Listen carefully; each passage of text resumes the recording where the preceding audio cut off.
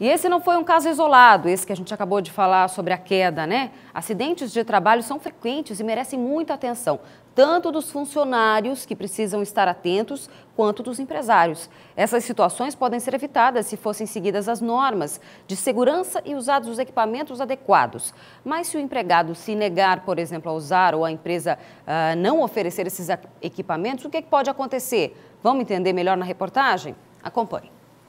Acidentes de trabalho são comuns, mas não deveriam ser.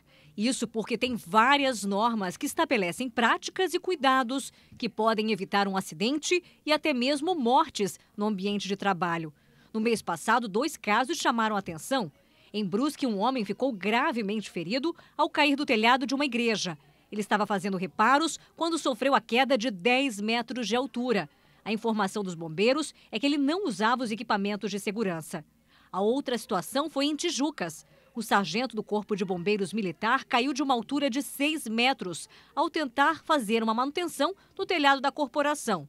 Ele acabou morrendo depois de sofrer um traumatismo craniano. As empresas estão sendo mais cobradas e fiscalizadas pelo Ministério Público do Trabalho para evitar novos casos. Um setor que sempre preocupa é o da construção civil. Num canteiro de obras, sempre há o risco de acidentes, por isso cada detalhe é importante. Aqui, por exemplo, os pregos foram colocados de uma maneira que não vão causar perigo para o trabalhador. Mesmo assim, os operários são obrigados a usarem os sapatos de proteção. As construtoras são obrigadas a seguir as chamadas NR, normas reguladoras, que apontam principalmente o que deve ter no local de trabalho para dar segurança externa, como essas redes de proteção nos prédios e também as bandejas, que evitam cair pedaços de madeira ou concreto nas ruas. Mas também tem uma norma que determina que a empresa é obrigada a fornecer os equipamentos de proteção individual. Aqui temos o canteiro de obras de um prédio que está sendo construído na Praia Brava.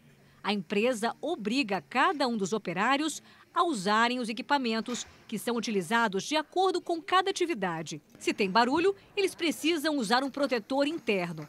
Se for um ruído mais forte, daí precisam colocar o abafador. Tem ainda o capacete, que é indispensável numa obra, luvas e, se necessário, dependendo do serviço que está sendo feito, é obrigatório também o uso dos óculos de proteção. Assim que a construção chegar a 2 metros de altura, vem uma outra exigência: o uso do cinto de 2 pontas. Ele será usado para manter o operário sempre preso, evitando o risco de uma queda. Esse cinto vai ficar preso nestas barras de ferro. Esse equipamento também vai ser usado quando o trabalhador estiver em cima de um guindaste suspenso. E o empregador, como é o caso desta construtora, tem que ter um cuidado com cada item. Até mesmo protetor solar tem que ser oferecido para o funcionário. O mestre de obras também está sempre de olho para fiscalizar. Além disso, tem o técnico de segurança do trabalho, que faz quase toda semana um treinamento com os empregados, para que eles sigam as normas. Mesmo assim, os riscos existem. Hoje o operário ele tem a resistência ainda de usar o equipamento de segurança muitas vezes? Alguns ainda têm, mas a gente entra com treinamento toda semana com os DDS, né? E o técnico de segurança vem e dá o treinamento para eles. Temos que estar de olho aberto, né? Sempre zelar pela vida deles e cada vez que pegar eles numa situação de risco, de queda, de acidente, manda parar, adequa e volta a trabalhar.